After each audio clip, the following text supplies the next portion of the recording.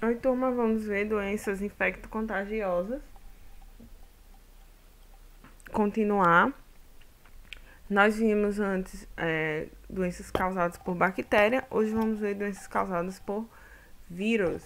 Ó, as doenças causadas por vírus, elas são chamadas de viroses, né? São seres acelulares, ou seja, as formas não são formadas por células. São considerados um parasita intracelular porque ele fica dentro das nossas células. Obrigatórios, porque eles já que são parasitas, né? Eles conseguem se replicar, se reproduzir de forma de replicação no interior de uma célula hospedeira.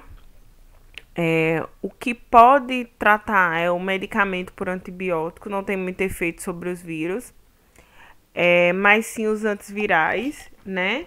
Que são usados para combater alguns vírus, quando a gente já consegue saber como é o DNA e como é a forma desse parasita, qual é a causa dele.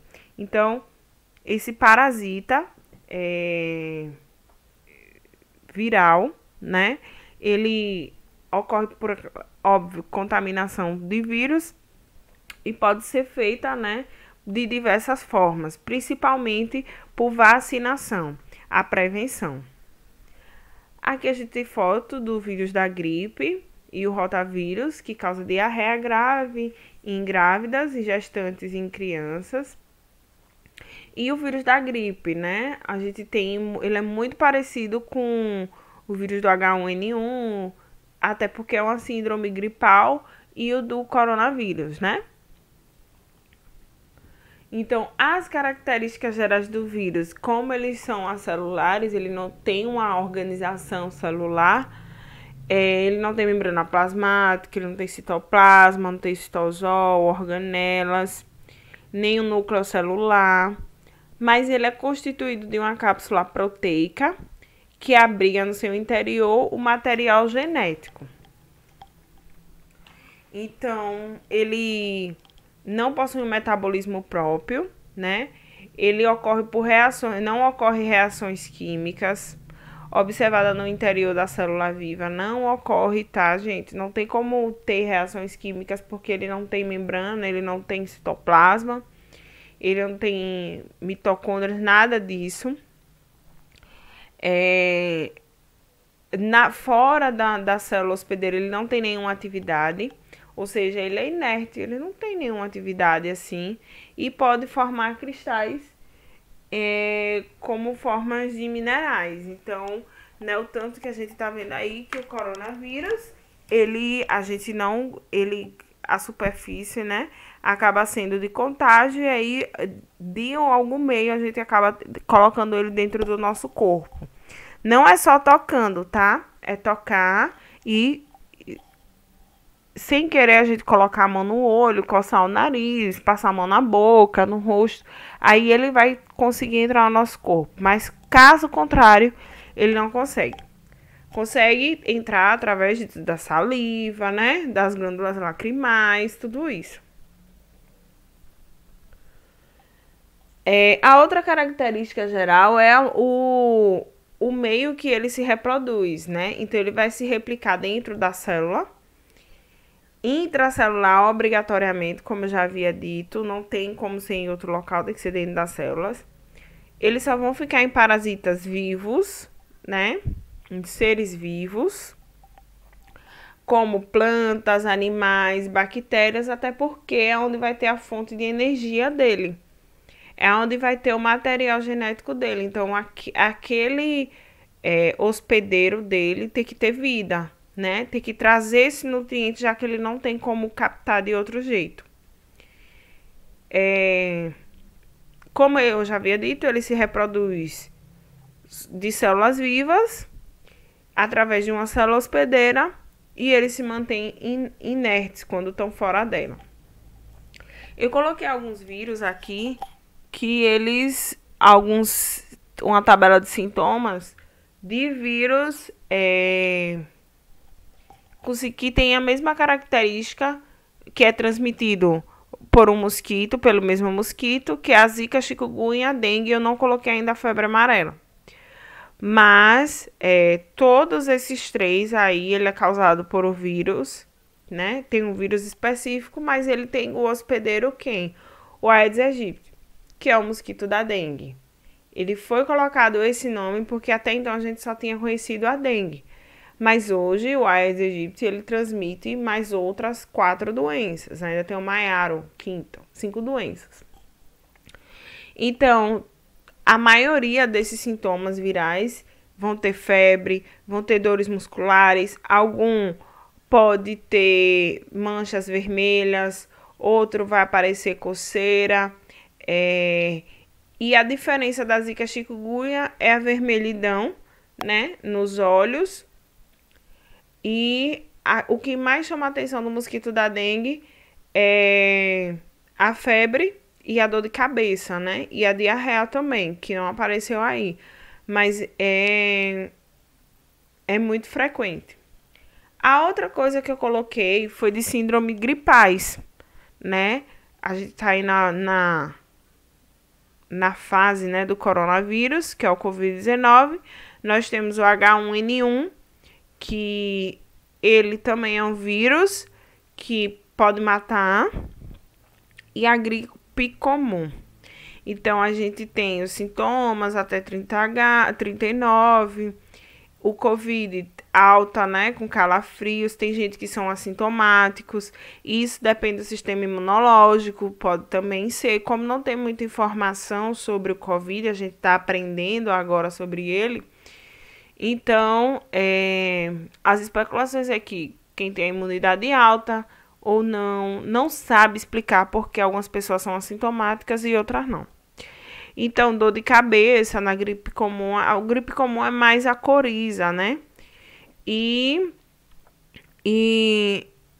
o Covid até então o cansaço não era comum. Hoje o cansaço ele já é comum. O H1N1 também é comum.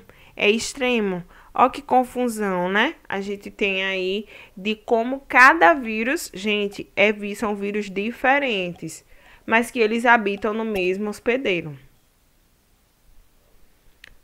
As causas das doenças por vírus, né? A gente tem a gripe, a rubéola, o sarampo, a cachumba, a varíola, que é a varíola zoster, que é a catapora. E aí eu lembro, né? Vocês lembram? Tem um ano que todo mundo pegou catapora. É uma doença viral, é de fácil contágio, né? E ela existe a vacina, tá? Mas como é a prevenção? Evitar contato. O sarampo e a cachumba e a rubéola tem vacina também e a gente tem que tomar essas vacinas no posto dão. A gripe, ela já é mais complicada, mas a gente tem a vacina para alguns tipos virais e outros não, que é justamente o corona, né? Ele virou uma doença viral e que a gente não tem a vacina. A gente tá agora conseguindo uma vacina, vamos ver se a gente acertou, né? No DNA do vírus. E o resfriado comum, a prevenção é evitar o contato. Não tem vacina. A outra coisa que a gente tem que saber também são as micoses, né? Que elas são causadas por fungo. Então, já que elas são causadas por fungo, elas vão gostar de umidade, variação de temperatura, né? Locais que sejam frescos.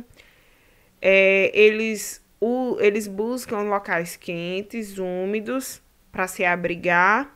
Não é nenhum bichinho que vai sair daqui andando, não. Ele fica lá quietinho, esperando só a umidade, né? A temperatura esquentar. E aí, eles se instalam na pele, nas axilas, no couro cabeludo, nas unhas. E as micoses, elas são tratadas com antibióticos ou antifúngicos. A gente conhece o pé de atleta, que é a frieira, né? Que é uma lesão causada, né? Causa a descamação dos pés, coceira intensa. A gente tem também o chulé, que ele é causado por um fungo. E ela passa de pessoa para pessoa.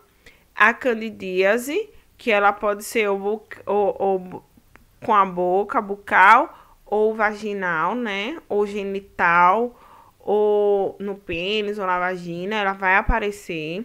Isso é causado por Candida albicans, né? Que ela vai atingir a boca e os órgãos genitais.